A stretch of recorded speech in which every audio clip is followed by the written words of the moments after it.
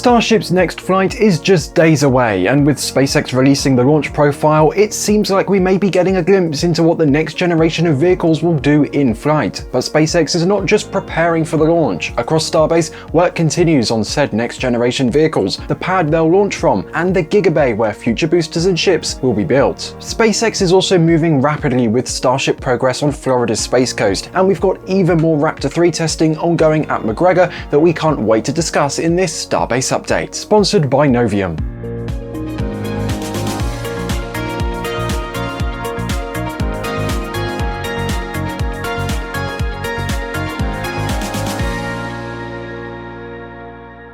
As of the time of this recording, SpaceX is still targeting October 13th for the 11th flight of Starship, and in fact, they made it official just as we published our previous Starbase update episode. For whatever reason, SpaceX always has that fantastic timing. By making it official, I of course mean that the company's website now features Starship's 11th launch in the launches section. With every new Starship launch, it means we get to know what's new, and while in general the flight profile is similar to the previous flights, there are some interesting differences to note for this launch. As you probably already know, Flight 11 will be featuring Ship 38 on its first and only flight, and Booster 15 on its second. This would be the second reuse of a Super Heavy booster, and as you can imagine, a good number of its engines are being reused as well. In particular, SpaceX says 24 of the booster's 33 Raptor engines are flight proven, although we don't know if those flight proven engines were also flown on B-15's first flight or if they're a mix from other previously flown boosters. Just as with the last couple of flights, the booster will not be recovered and will in fact be trying new experiments to gather data for future generations of boosters. In particular, this booster will have a different landing burn profile than normal,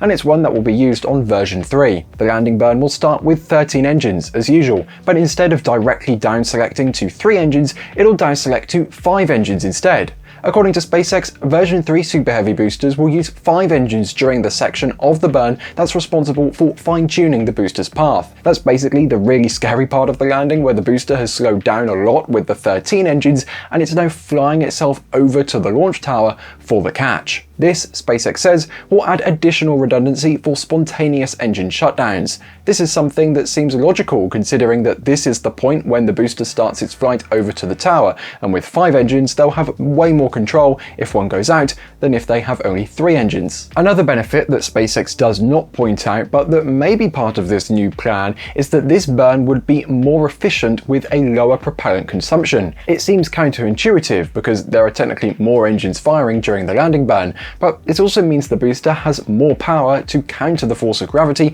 while it slows down and swings over to the tower. The net result is a shorter landing burn that's more powerful and overall more efficient, as there's less wasted force to counter gravity. This efficiency gain can be confirmed by the fact that the planned landing burn duration will be 4 seconds shorter than on the previous flight, or in relative terms about 20% shorter. We're not fully sure which 2 engines from the middle ring of 10 engines they'll use to go along with the 3 center engines, but we'll find out soon enough on flight day. That being said, the landing burn will not end on those 5 engines though. For the final phase of the burn, the booster will be down selecting to the center 3 engines as usual and finishing the landing burn high above the water like on flight 10, which will result in the planned explosion of booster 15. That's right, a planned explosion. I can already tell you, it's not meant to survive that plunge from high above, no matter how much we want it to. The entire reason for the plunge is to ensure that no big pieces of the booster survive and stay afloat for several hours, drifting into Mexican waters. You get the point. That's the plan for the booster, but of course there's a ship up above which will also be doing its thing. Much like on Flight 10, Flight 11 will again feature the deployment of 8 Starlink simulators from the ship's payload bay. Ship 38 will also do another in-space relight of one of its Raptor engines, and there'll be another round of heat shield tests. But unlike on Flight 10, there won't be as many heat shield tests. From what SpaceX has posted on its website, we should only expect the usual missing tiles experiment that they've run on previous flights, but it doesn't mention anything about new materials or anything like that. One important detail they did add about these missing tiles is that several of these will be in locations where the tiles are bonded to the vehicle, that is, glued instead of pinned, and have no backup ablative layer. This means Ship 38 may very well come back with some holes in those places as a result. On previous flights, most of the tiles that had been removed were in places where the tiles were pinned to the vehicle instead of glued, and therefore there is a backup ablative layer behind the tiles. This meant that, despite there not being a tile, there was at least that ablative material protecting the ship. It'll definitely be interesting to see how the ship fares after going through re-entry in that way, and I'm sure SpaceX is even more interested in seeing that, given that's what they're planning to do. Finally, Ship 38 will also fly a path closer to what future ships will take when returning back to Starbase. According to SpaceX, the final phase of Starship's flight trajectory includes a dynamic banking maneuver, and it will test subsonic guidance algorithms prior to the landing burn. Given this language on its website, it seems to imply that this dynamic banking will happen during the belly flop part of the flight.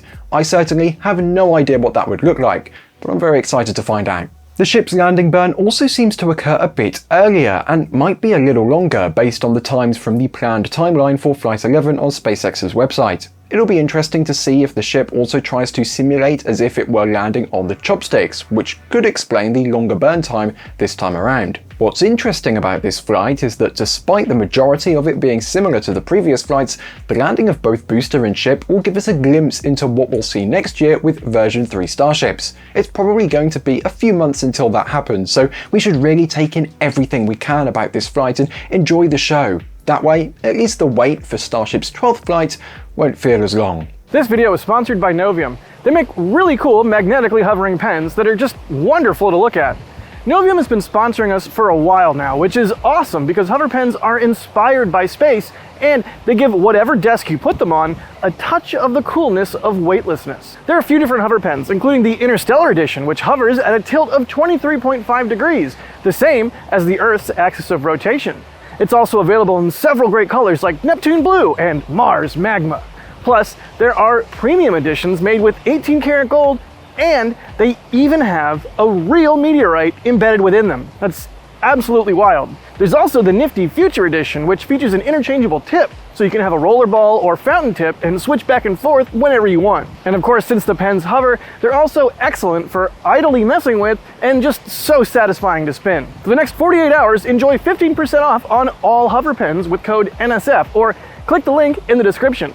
Plus now, free shipping is available worldwide. Again, the link is in the description below. Thanks again to Novium for sponsoring this video and for making a cool product. It's all well and good having Flight 11 scheduled for no earlier than October 13th at 18:15 local time or 23:15 UTC, but where are we with the vehicle readiness? Pretty much where we were in the last Starbase update, to answer that question. As of the time of recording, Booster 15 remains at the Rocket Garden, accompanied by Booster 12 and Booster 17. We've seen some lifts going up to the booster and whatnot, but it didn't seem to be for flight termination system installation, it just looked like some general checkouts. Ship 38 also remains inside Giga Bay 2, likely receiving all of those heat shield modifications we talked about earlier in the episode. In fact, the few times we're able to peek into Giga Bay 2 and see a tiny bit of Ship 38, it's had a few lifts up at its heat shield. Also, keep your eyes out for some rollout road closures. As of right now, there is one in place on Wednesday, which was used by Booster 15. If Flight 10 is anything to go by in terms of timelines,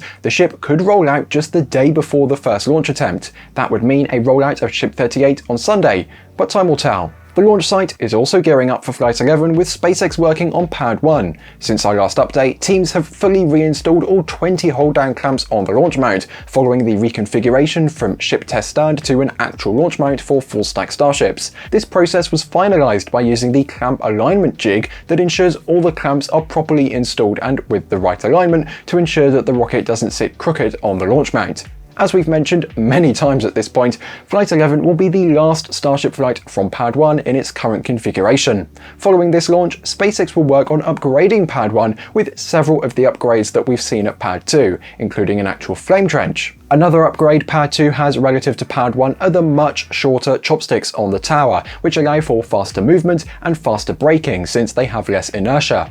We don't know what SpaceX might have in mind for Pad 1's chopsticks after Flight 11, but in recent days we've seen them removing some of the catch hardware off the Pad 1 arms already. This included the removal of landing rail actuator hardware, which is in charge of raising and lowering the rail used by boosters to land on the arms. With no catch plan for Flight 11, this hardware isn't needed. Future Block 3 boosters and ships also don't have catch pins compatible with the landing rails of Pad 1's chopsticks, so that rail is in fact entirely useless once Flight 11 launches. Perhaps SpaceX will build a brand new set of arms for Tower 1 after Flight 11 takes place, or maybe they'll take off the current arms and they'll modify them accordingly, but either way, that part of the arms is really not useful at all, probably why it's been taken apart already. On Monday, we did see the arms completing a lift simulation of an imaginary booster on the launch mount, likely to prepare for the roll of Booster 15 to the pad. As always at Starbase, not only does SpaceX work on the next launch, but also all of the launches following after, and that means the first version 3 boosters and ships. On the ship side, most of the visible progress can be seen through the Starfactory windows, which give us a peek at ship nose cone production. Ship 39's nose cone is the one which is furthest along in the process, as it's the next in line for flight after Ship 38. It appears almost entirely tiled now, only missing a few heat shield tiles, which is a nice sign that it might be ready for the start of stacking with the ship's tank section. A big, important piece of progress has also taken place with Ship 40's nose cone, which is now well underway in receiving its thermal protection system. It's got a lot of tiles installed, and teams have applied both the white protection felt as well as the black Pyron ablative felt that acts as backup material. In the case of Ship 41's nose cone, that one is still yet to begin receiving tiles, but it did have its tile pins welded a while ago. In some of the recent shots from our field team, we can see one of the lifting jigs attached to it, likely to move it to another of the production cells. A few weeks ago, we had also seen Ship 42's nose cone at the tile pin installation cell receiving the tile pins. Since then, it's been relocated to between Ship 40 and 41's nose cones, and it's awaiting further work. As for Ship 43's nose cone, as of the time of recording, it was sitting next to Ship 41's nose cone in the nearby production cell. It has no tile pins and no other external hardware installed, but we'll likely see it being moved to the pin installation cell not too long from now. Other nose cones for future ships are likely in production as well, just hanging around inside the Starfactory in areas that are a bit more difficult to see from the outside. Unfortunately, that's just how it tends to be these days. We did see SpaceX rolling a scrap barrel section out of the Starfactory and to the scrapyard at the Sanchez lot just a few days ago though. This did not appear to be a particularly interesting barrel, as it looked pretty featureless, but it was sent directly to the scrapyard. Perhaps it was just discarded from the many barrel sections they're likely producing inside the Starfactory. While Booster 18's completed liquid oxygen tank remains inside Mega Bay 1, no barrel sections have come out to play for its methane tank. That's the kind of barrel section we would love to see right now, but it may very well be a while until that happens, because that methane tank will have the new integrated hot staging truss that's coming up on version 3, and SpaceX is currently undergoing testing of this new design with test tank B18.3 at the Massey's outpost. Following the 2 cryogenic tests that we covered in the last episode, this test tank underwent yet another cryo test on September 29th. After that, our field team spotted workers setting up a new bizarre structure next to Booster 18.3. It's not yet complete though, so we're not sure what it might be used for just yet, but it could be part of its eventual structural testing.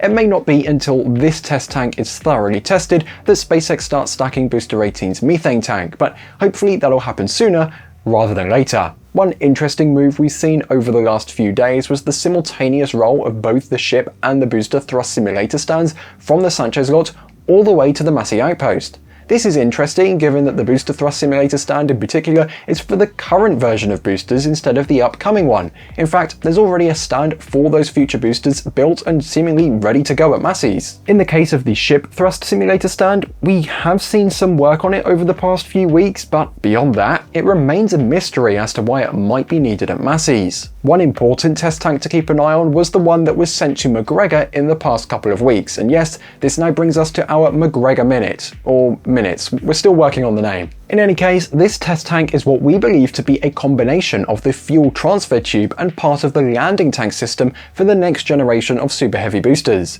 Since our last episode, SpaceX teams at McGregor have completely covered the test tank in a white shell. This is just what we saw with a previous booster fuel transfer tube test tank that was tested at this same location earlier this year. When that took place, it seemed like SpaceX was doing cryogenic testing on that test tank while covered with the white shell. We're not fully sure why this shell is needed, but it might have something to do with the fact that this piece of hardware will not only contain cryogenic fluids, but it'll also be immersed in a cryogenic cryogenic fluid. Liquid oxygen to be precise. Maybe the shell is being used to load a cryogenic fluid, maybe liquid nitrogen or liquid oxygen, in between the shell and the test tank itself. That way, they can replicate the conditions the tank will see while being inside a booster's liquid oxygen tank. It does seem like SpaceX is going above and beyond to test each part of the upcoming design and make sure they leave no stone unturned when it comes to validating version 3's design before its first launch. McGregor is also the place where SpaceX tests the Raptor engines that power Starship. They seem to be in a slow period though, because between episodes they've only done 13 Raptor tests. Normally the number of tests ends up in the 20s or 30s.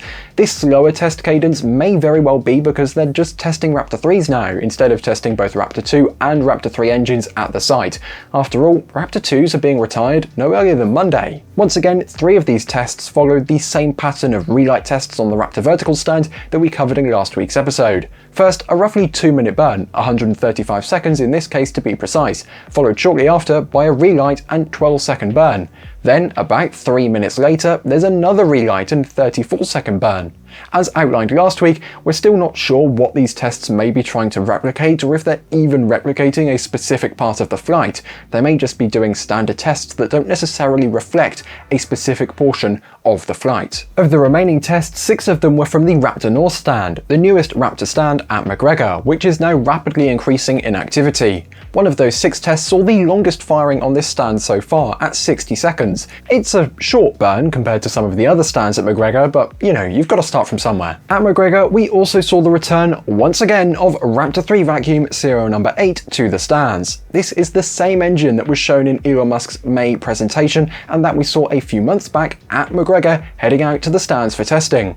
This time, we not only saw it being rolled out to the stands, but we also spotted it being installed on one of the 2 bays at the Raptor South stand. Why SpaceX is so interested in testing this particular RVac, we have no idea, but the fact we haven't seen any other Raptor 3 vacuum engine might be connected to that. Perhaps they're not building any more until they are certain that they have the design and specifications correct, and they're using serial number 8 as the engine for that validation. Just a theory, of course, as we unfortunately do not have any actual data on this. Now let's get back to Starbase proper, because as usual, it's not just testing and vehicles being built at Starbase. SpaceX has several big infrastructure projects, and that includes the massive Giga Bay building at the production site. A big building means big foundations and a big footprint, which in turn means lots of concrete that needs to be poured.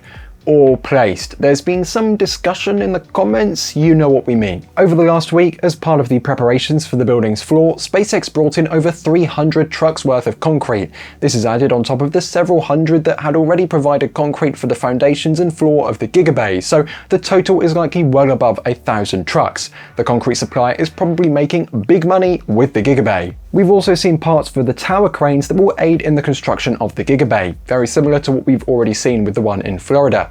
Eventually, 4 of these will be working simultaneously to quickly put together all of the sections of the facility. The FAA has also released filings submitted by SpaceX as part of the Obstruction Evaluation Airport Airspace Analysis for the 4 tower cranes. Say that 10 times fast. The filings, 1 per crane, show each of their coordinates and the time they're planned to be used. Per the work schedule line in all of these documents, all of these are meant to be starting work on October 13th and finishing on September 1st, 2026, which is something that may or may not stick, of course, because when it comes to timelines, it's a lot easier for things to delay than be ahead of time. In any case, it gives us an estimated completion time for the Giga Bay structure of September 2026, or roughly a year from now. It's a big building, so it has big timelines too. The crane talk might sound boring at times, but they do give us a great indication into the progress of the items they're being used for. Speaking of cranes, this week the SpaceX LR11000 crane located at the launch site went down for some reconfiguration time. For a while, this crane has been made out of parts owned by Buckner,